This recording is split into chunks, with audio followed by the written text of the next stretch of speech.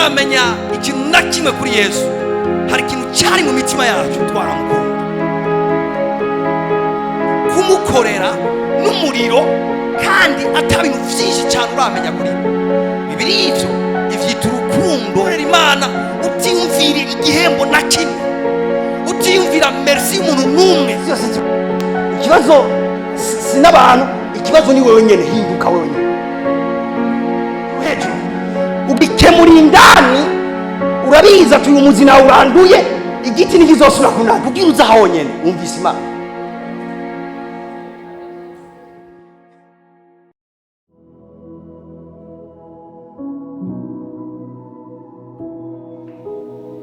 Harashikira mubwira ati ati mbwira rero habaye iki? Ati buriya urazi ko wasezeraniye? Ati yego. Ati urazi ibyo wavuze? Ati ati kandi sindabihindura. Atoki ati nogomba kubwira amakuru mashasha. Ati ariko abiki? Ati burya Adoniya yiyimitse kwa ndakunda. Reka umva, hari ibintu byinshi byafashe iki.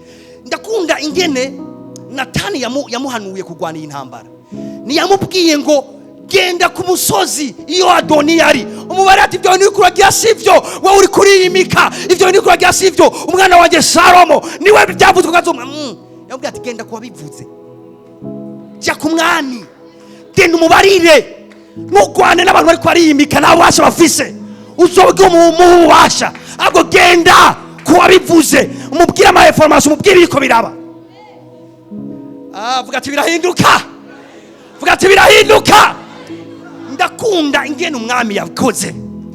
Dawidi ntiyavuze ati okay acahamagara Yowabu canke izindi ngabo ati genda mubwira Adoniya mumufate mumubohe. Yavuze ati ivyo ari karagira ni fake, kuko niwe ari karavyigirira. Rero sinshobora kujya kugwana n'umuntu agomba kwigira umwami atari genda mugize umwami. Ubundi nije nategezwa kumuha inkoni y'ubwami. Ari mwanyumvise kwe? Ati ubundi ni jewe nategezwa gutora manto canke reka fata inkoni ntayimuha, ati ndagushikirije ubwami.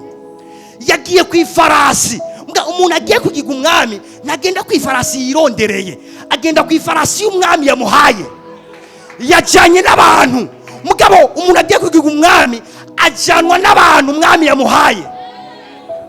Muyandi majambo ari kwifarasi ya fake, ari kumwe n'abantu fake, ayagize ibintu byose fake. Nta kintu na kimwe cya vrai kirimo, kubera uwirondereye inganji niwe yirondera n'abamwimika. Umwami acavuga ati urabizi uwo rero nitugwana singenda no kumubuza, ngombe nkora ibintu original. Nimwanyumvise oya nahawe kuvuga uno munsi ati jewe singomba ndamubuza igikorwa ariko arakora, ahubwo ngomba nzana ikintu original. Reka ndababwira ni Imana, ikintu original giserutse, ikintu cha fake kija gitakaza ingufu. Muyandi majambo ibintu byose vya fake bifite ubushobozi ica original kitaraza. Umwijima ushoye kuganza ahantu gushika umuco ushitse, umwijima utakara. Ikinyoma gikwiye kuganza ahantu umuco utarashika, mugo umuco ushitse ikinyoma kija gitakaza inganje. Dawidi acavuga ati singwana nawe, ujye ni mutoto nakana kiwajiro cyo kugwana nawe. Acavuga ati genda mumuhamagarire Salomo. Acacuma Natani ati genda umuhamagarire Salomo, ati hamumumbwiriraze biriye bareke babibandanye, ngamuhamagarira Salomo. Derega Adoniya ivyo ari karagira ni fake, ngombe nkorere ibintu original. Mwebwe nimurabona ko nuri banke bafatage bafishe inoti za vrai canke za fake. Za noti usanga ziri hajya kubi berekana za pirate, kugira ngo uzanye original fake kitakaza ubushobozi. Ni original gutya. Acaravuga ati sawa, acarazana azaga tigende mumumpamagare munyarutse. Acaramuzana Salomo. Bamuzanye acasubiramwo vya bindi nyene Adoniya yagira, mugabo original. Acavuga ngo genda mumuhamagare ingabo zanje izi nizi. Ati cyamugenda muzana ifarasi yanje ngenderako. Adoniya ari kwifarasi mbwa yirondereye, afise ingabo yahaye ibiturire. Mugabo umwami ati umviriza uyu unye ngoma ndamusobanure, nabandanya agira ivyo ariko aragira, nzanira abasirikare biwanje, ingabo zanje zimukikuze. 2, zana ifarasi yanje ngenderako muyimushireko, hanyuma zana umuherezi naka muce mumuha ihembe ry'amavuta, hama muce mumutwara asharamandaraгаbaye, ati muce mumutwara hariya kuri ya musozi, hama mumusuke kwa mavuta mumwimike, muce musemera muvuza kama. Ivyo nyene nivyo Adoniya ariko aragira. Mugabo bimwe ni fake, ibindi ni original. Nimwanyumvise. Adoniya ariko agira ibintu fake. Mugabo imwami ingene igomba bikemure azanye original. Ndasenga mu buzima bwawe, ikinyoma cyose cyagurutse kukugwanya kiri fake, mbwa ndasenga ngo umuco ukuri urasa mu izina rya Yesu. Sharamandaraгаbaye. Hari umugabo umwe akomeye yavuze ati jewe icambabaje sabamvuga nabi, ahubwo n'abantu bazi ibintu vyiza kuri jewe batariko baravuga, hagoma havuga abantu bariko bavuga ibintu bibi. Kubera iki? Arabizi ati igituma ndi critique ahantu hose ni kubera abavuga ibintu vy'ukuri ntibaraza, bagumye bahoze. Muga abantu bariko barazana ibintu vy'ibinyoma bafundikanije, bahawe ikibanza baguma bavuga. Ndasenga mu buzima bwawe abantu b'ukuri baze mu izina rya Yesu Kristo, abantu b'ikinyoma batakare bamigwe mu izina rya Yesu. Ndasenga ngo inzira z'ikinyoma zimigwe n'inzira z'ukuri mu izina rya Yesu. Ndasenga ngo ibintu byose by'ikinyoma bimigwe n'ukuri mu buzima bwawe. Niko Imana ikosora ibintu, izana ivy'ukuri ikabikuye ivy'ikinyoma. Nguyu acara muzana bacamushira kuri yantuze y'umwami, bayita gute, ya farasi y'umwami, bamwambika ibintu byose by'umwami, hama bacara mutwara ngwino, bamuhagarikana ku musozi, bati umviriza mumusuke kwa mavuta, batora ihembe bamusuka kwa mavuta, abantu bose barorera.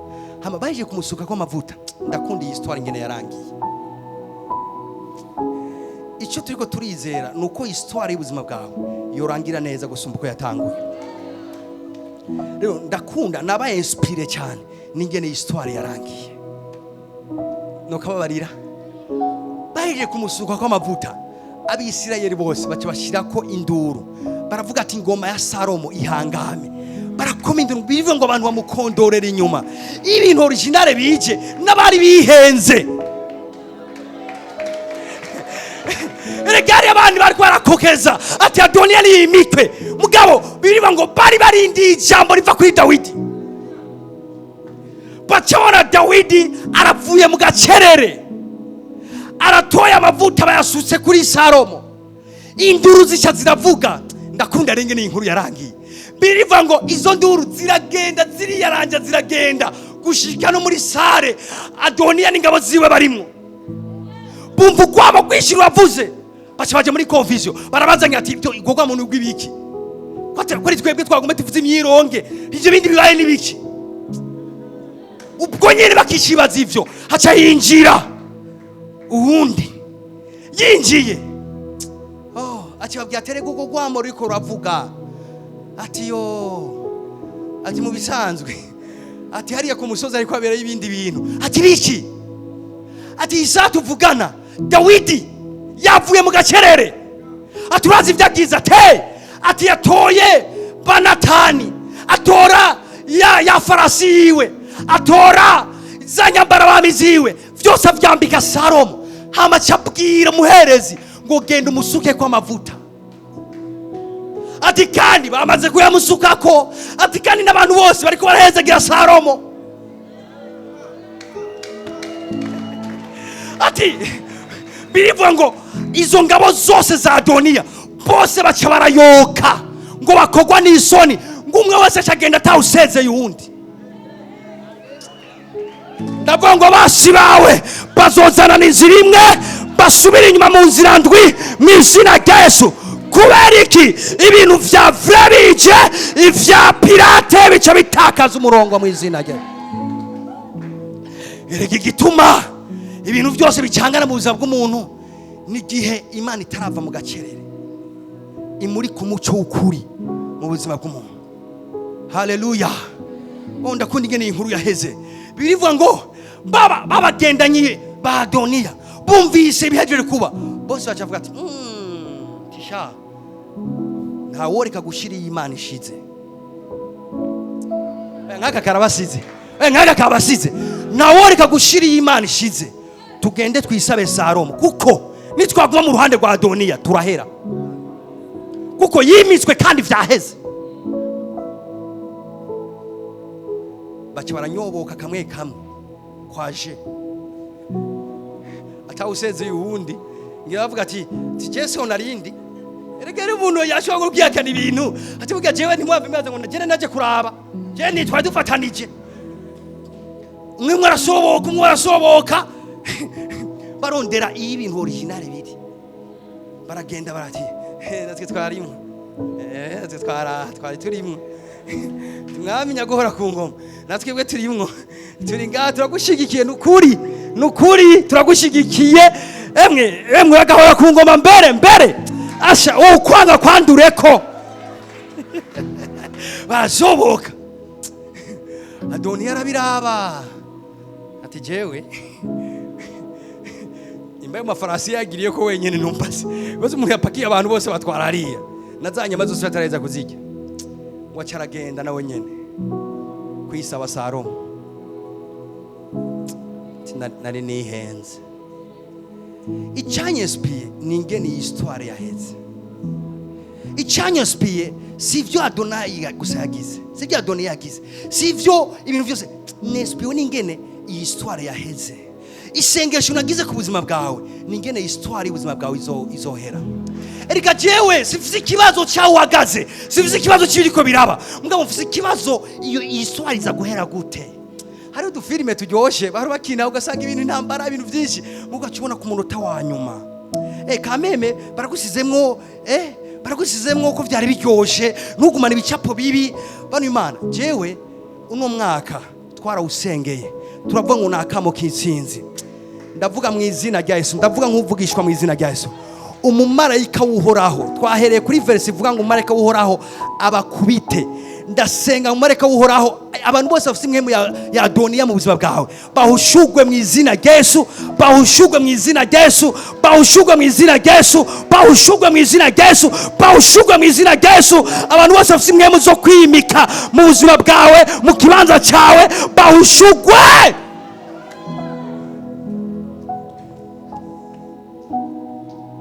Urazi ingene bibabaje kuruhira ibintu bikajya uwundi. Urazi ingene bibabaje Imana kuba yakugeneye ibi bikaba biko vyinjoye ingundi muntu kubera iki? Nyumviriza biroroshe ingene bagakora. Ubonye umuntu atanguye kwiyimika, very simple, genda kuba bivuze ati mwami wavuze ibi, wanyeretse ibi, twari babiri, twaraha, sije nabikubariye, ni wabimbariye, urabinyemeza, ndavyizera, none raba uyu muntu ivyo ariko aragira. Ibiza gukwirikira si wewe, ibiza gukwirikira n'umwami basuzuguye ijambo ryiwe. Wewe icyo ukora cyonyene very simple, no kwibutsa Imana amasezerano yawe.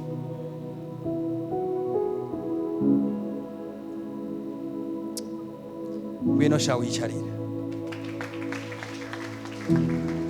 Oh sharamanda ragabaye.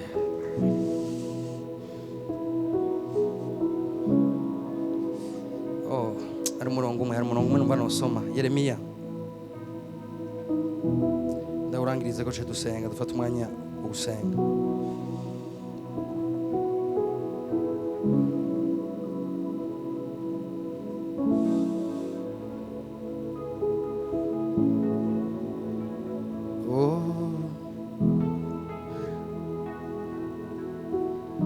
Tunai 16 uko niko Uhoraho agize. Ukuri ko Uhoraho agize ati buza ijwi ryawe ryoye kurira buza ijwi ryawe ryoye kurira. n'amaso yawe yoye gukorera Oya amosozi. watebe, buza ijwi ryawe ryoye kurira. Uku niko Uhoraho agize. Buza ijwi ryawe ryoye kurira, n'amaso yawe yoye gukorora amosozi. Ndakubwira ibanga ry'ibi bintu. kuko ibikorwa vyawe bizokwishurwa. Falo Niko Uhoraho salabanda agize. rabaye. Ibikorwa vyawe bizokwishurwa, niko Uhoraho agize, kandi bazosubira kugaruka bavuye mu gihugu c'abasi. Bazosubira kugaruka bavuye mu gihugu c'abasi, kandi hazoba ivyizigiro vyo mwiherezo ryawe. Iyo nari mfise abantu muri ino sare bari kumbwira amen. Kandi hazoba ivyizigiro vyo ndiko ndaba inspire n'aka kantu kingene ibintu biza guhera. Bibiliya ivuze ngo kandi hazoba ivyizigiro vyo mwiherezo ryawe. Ndiko ndaba inspire n'iki kintu kingene ibintu biza guhera. Bivuze ngo kandi hazoba ivyizigiro vyo mwiherezo ryawe. Inkuru y'ubuzima bwawe izoba iryoshe igihe uzofise inkuru hari ahantu ushaka kwabo hagatanga indi nkuru itandukanye na yayindi. Inkuru y'ubuzima bwawe izoba iryoshe apana gusa ifise inzira imwe. Hari umuntu akubwira ati navutse uku cyangwa uruku, mbwa wumviriza inkuru yiwe arinze ashitse imyaka 60 atankuru itandukanye n'iya mbere ihari. Ni imibabaro gusa, ni ingorane gusa. Je ndiko ndaba inspire ningene inkuru z'abantu b'Imana zihera. Biva kuri ba Dawidi ngo amaze gukora ivy'Imana igomba barasinzira. Hari abantu bagira inkuru iryoshe anavuze ngo zoba ivyizigiro vyo mwiherezo ryanyu. Haleluya. Mbere ndakomeza kubwira ngo abantu akajya mu kambere yatanguje ngo buza amaso yawe kurira, buza akanwa kawe gukoma induru, buza iki? Buza ijwi ryawe kurira. Icyo kintu yatanguje nigishoboka ku muntu atazi ingene ibintu bizohera. Umuntu azi ingene ibintu bizohera niwe abwirijwe ati reka kurira, kuko iyi filime ndazi ingene izoza guhera, ndazi ingene iza guhera, izotuna guca. Biriva ngo inzira y'umugorosi imeze nk'umuco wa gatondotondo, utera ugwira gushika hakeye gose. Mwe ni majambo andiko mba inspire niki, ndiko mba inspire ni herezo ry'abagorosi ingene risa shatarama saramane. Haleluya. Biriva ngo ku mugorosi ngo ava mu bwiza bumwe ajya mu bundi. Hari ukuntu umuntu birikiva ku nzira z'abagorosi. Inzira z'abagorosi zirafise ukuntu zihera. Nimba Imana bifise gutyo mu vyimviro vyayo, nagomba natwe twizere ivyo biri mu vyimviro vy'Imana. Aya mezi abiri azotandukana n'amezi 10 mu izina rya Yesu. Vuga ati gini gihe canje c'insinzi Badoniya baratembagara mu izina rya Yesu. Buza ijwi ryawe ryoye kurira, buza amaso yawe yoye kurira, hanagura amosozi ari ku maso yawe. Izere haramarira hashire ku ivyizigiro. Izere iyi histoire yaza kurangira neza.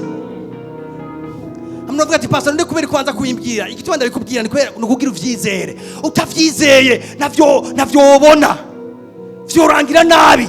Mbwa uno munsi naje nk'intumwa y'Imana ndakubwira ati inshuti yanje, izere iherezo ryiza, izere kurangiza amahoro. Vuga ati iherezo ryiza, iherezo ryiza, iherezo ryiza, iherezo ryiza. Narabonye badandaza neza bakunguka, mbwa barangije nabi cyane. Narabonye abantu batangura umwaka ushushe bafite ibintu byinshi baryohewe, mbwa bakarangiriza mu kiriyo. Ugaca wumva ngo muri Desambre ibintu byarahindutse. Umunezero wose yari yagize urugendo rwe rwose bikaca birangira nabi.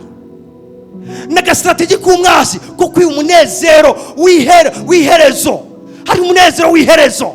Kuko birivuga ngo iherezo ry'umuntu niryo ryiza gusumba itanguriro ryiwe. Umwasi rero afite ikintu agira ryo kwiba iherezo. Nicyo gituma mu bihe nk'ibi ateza amaksida menshi, mu bihe nk'ibi ateza impfu nyinshi, mu bihe nk'ibi ateza ingorane nyinshi kugira yice umwaka w'umuntu wese. uhere ari mu kiriyo, uhere amerewe nabi. Ndavuga ngo uzogira iherezo ryiza mu izina rya Yesu. Uyu mwaka urahera mu bwiza gusumba uko watanguye. Ndazi ngene umwasa akora abarika aravuga ati tera abantu b'Imana batere kugira ngo umwaka uze kurangira bifumbereje nkaho umenga nta Imana yigeze ikora. Mugana ngo ndababwire ngo ivyo azobishobora handi apana kuri twebwe twaramwitanze. Aya ni amezi abiri ya victoire mu izina rya Yesu.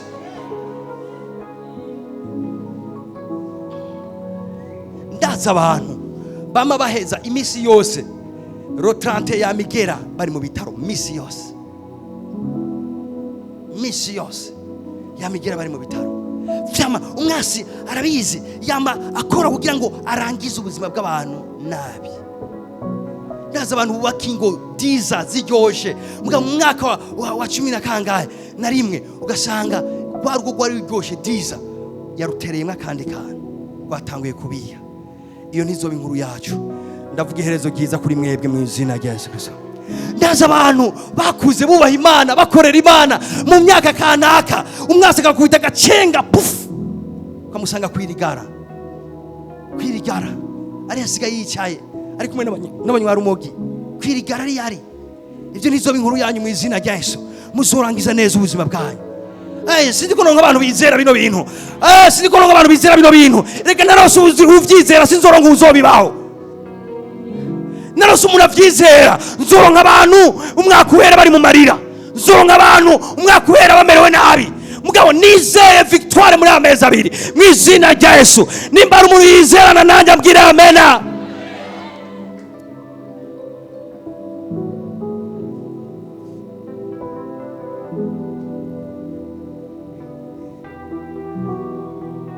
Ivyizigiro vyo mwiherezo ryayo.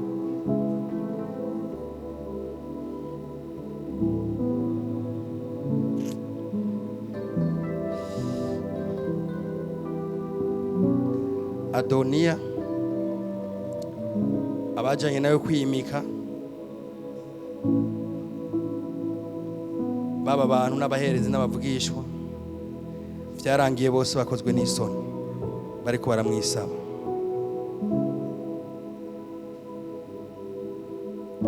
Kumbere twavyatuye ni twabisomye. Somera kandi Zaburi 35 era ku murongo wa mbere. This is our prayer. Uhoraho we burana n'abamburanya rwana n'abandwanya. Oya bamureka kwiruka. Burana finalima Imana yo burana n'umuntu.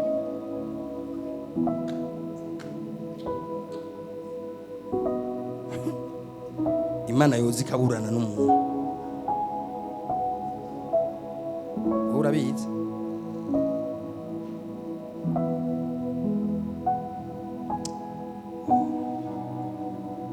mweze ko Morodekayi yari gushikira umwami gute kugira mubwira turabona nije nagutabaye urabona nga muri iryo tiro nyene avuga ati ihorere atumviriza indoto iraza cyimviro kiraza kimubuza itiro ati none ntuyizi yuko jya mu bitabo genda usome.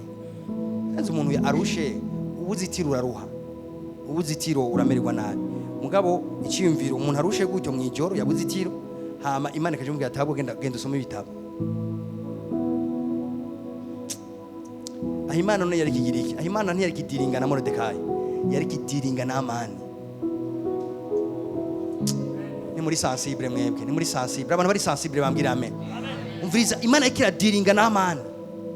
Ati Amani agomba kukumanika. Erega ivyo vyabaye igiti cyo kumumanikako cyashinzwe.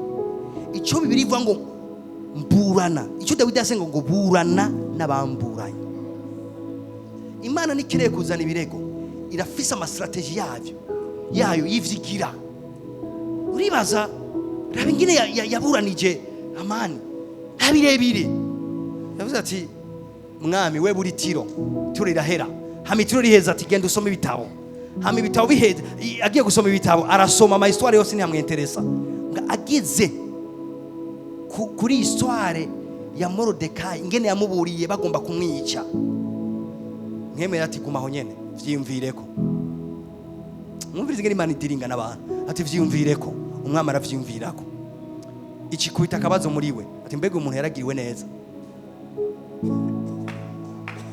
acahamagara abantu ati mbega igihe uyu muntu yagira ibi n'ibi ari abantu baraye bataryamye Imana itanguye kuburana ati vyuka mu mbarire igihe uyu muntu yangira ibi bintu yaragiriwe neza bateka mwibaze bibaye mu gihe nyene hari igiti kiko kiramanikwa agomba yicwe mvirize ngene Imana iburanira abantu ndavuga Imana ikuranire in Jesus mighty name ntabire gikeneye irafite ama strategy yayo ibintu igira kugiriza kugusora wanesheje twese tuvuga ati uhoraho burana n'abadoniya burana n'abadoniya burana n'abamburanya mu izina rya Yesu ninde Imana nikena n'umuavoka ninde yuburana n'Imana akanesha nyibandanirize rwana n'abandwanya bandanya fata inkinzo nini na ntoya uhaguruke kugira ngo ntabare twese tuvuga ati uhoraho fata inkinzo nini na ntonya ibaze muka Dawidi ndamukunda Dawidi yasenga avec sincérité Dawidi yari umusirikare yavuga ati je ndiko mbusenga Imana kuvyo kunkingira ndazi ngene bakingira ati we tora inkinzo ibaza kubwira Imana ngo tora inkinzo yari giye dusenga amaforomire y'amadini Dawidi nta maforomire y'amadini yari arimo avuga ati turi mu vy'intambara Mana tora ubwa mbere haguruka uburane nabo ati hama icya kabiri tora inkinzo nini ya ntonya utore ikimito utore n'icumu rega nivyo yabandanije avuga ngaha ati Mana tora ikimito tora icumu hama ugiye tugende hama wewe urase ukubite abandi bari mu maforomire kibirenge cya byose Mana wuzuye isi n'ijuru reka nayo maforomire senga ati tora ikimito cumita bandanye kandi usohora icumu n'ikimito ugwanya abamiga sohora icumu n'ikimito vuga ati nisengesho rya Dawidi ati sohora iki icumu n'ikimito hobora ikiri byigasenga yavuga ati c'est vraiment ifisingiri cyayishura yasengeye mu vy'intambara avuga ati nta muntu yoja mu ntambara adafise inkinzo nini na ntonye icya kabiri ikimito n'icumu ifuko bitwara ati Mana haguruka utora amacumu bandanye ubarira umutima wanje uti ni jewe gakiza kawe ati hanyuma ucundemesha ubwira umutima wanje ati humura ndagakiza kawe abarondera ubugingo bwanje bamaramare batetegwe abarondera ubugingo bwanje bamaramare batetegwe arero abantu bafise amateori aryoshye ngo je ngo mfise umwasi ngo satani wenyene ufise umwasi satani wenyene mbwa satani nakorana n'ibiti akorana n'abantu Dawidi ntari kavuga ngo ufate abadayimoni ngo barase ngo bacumite abadayimoni baracumita yavuga ati hari abantu satani yasavye umubiri wabo ariko arakoreramwe twiyika nyene bandaba urabona satani arashe sabana teri vyiyumviro akaza kugura inkoba gatora bagenda bakarasa Dawidi yavuga ati ivyo je ndabizi twiyika kubita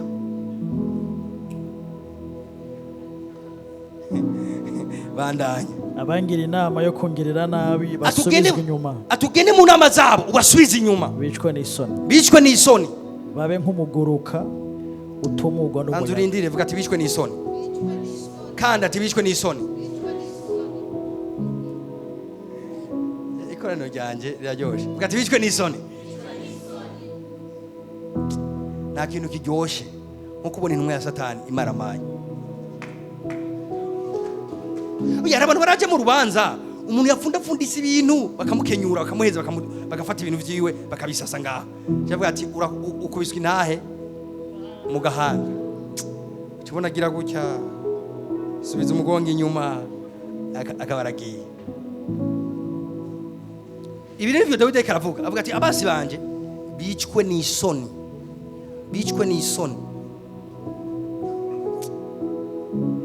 bandanye naco babe nk'umuguruka utumugwa n'umuyaga ngo je Dawidi kabaje turabona Dawidi yazarara mu muguru kuri guratumugwa n'umuyaga basekuye umuceri akabona ngira umugumu kuza ngo ajavuga ati man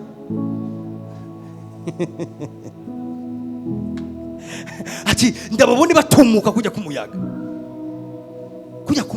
umuguruka kujya kumuguruka kandi umumarayika uhoraho abirukana ego abirukane mugabo batwikire soma hasi numviriza ingene abatwikire inzira yabo ibe umwiza n'ubunyerere kandi umumarayika uhoraho abahige. Oya urumviriza mu kubahiga babanze bagende baranyerera nibiruke bikunde kandi banyerere mu mwiza. Mwe muraca ku masaro bakorofye na omo avuga numvise gesho giwe na ari sensere avuga tumviriza shiraho mu imbere yabo n'amakaro hama bagende bara agwa hasi ati kandi ivyo bibe mwiza ku buryo bataza gukata nabo natanu aranyerera ngo akatire birukange mu mwiza ati mu marayika cy'inyuma yabo abatwikire. Nakunda abantu basenga avec sincérité ati ego kuko banteze umutego mu cobo ati kubera baranteze umutego mu cobo atanyanduruko. Bibiri ivuga ngo atanyanduruko. Usomye Zaburi ivuga ngo abahemuka atanyanduruko nibo bazomara. None gute uwahemuse atanyanduruko ari watomaramara akamaramara umuntu w'Imana? Dawidi avuga ati batege omo bona kantu nifatiye jewe cyangwa usesa amavuta mu nzira yabo ati hanyuma ucuzimya amatara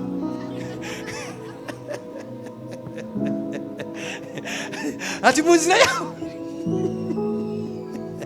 birukange akugwa hasi umumarayika nawe inyuma yabo aguma ushura.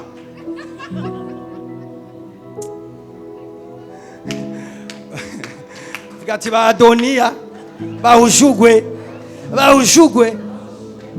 ya none utabahushe bazogushu ega mwe muri gira umutima ukundana cyane uko niko satani yabamaze.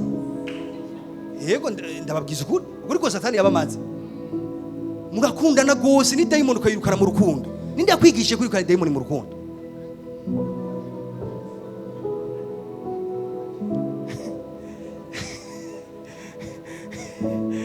Abakirisu barakundana ku buryo ni daimoni barayikunda bayirukana buhoro bitonze avuga ati ushaka uragenda cyangwa ureke. Dawidi avuga ati batega amavuta ngaho amuzimya amatara kandi bacisha aho nyene yasezetse bahenuke bakubitwe hasi umareka juma yabo agenda arahushura. Kandi uyu rero birivuga ngo afise umutima Imana igomba umutima Imana igomba abisezerite yi ati kwanye n'abangwanye umuntu arabana n'umurozi mu bugwaneza kabana n'umurozi mu bugwaneza. Umupastori umwe mu bapastori muri ayo pastori naje yabana n'umurozi mu rupango akamasenga umurozi n'umufumu baratonda isheni abantu baje kuraguza ura mu rugo pastori abamo isheni nakavyuka agatera ibitero agaterana umunsi umwe umurozi arasara araza ati umviriza uramviye mu rupango ati mva ngaha gute fise avasi rimwe yesi mva pana agasuzuguro k'abadayimoni kukakira ati yesi mva ngaha ati uraruvuye ngaha ati gute nana preyavi mva ngaha ijoro rimwe cyanjaye erega wa murozi arasara menase yabaye menase ahitana inkingi ahitana umuryango ararokora atwara yikoreye ahitana n'uw'icyumba arasokorora atwara yikoreye nawe aguma arahushura urazo byarangira abapolisi bamutwaye apana pasiteri batwaye uwo murozi vuga ati banyerere batembe banyerere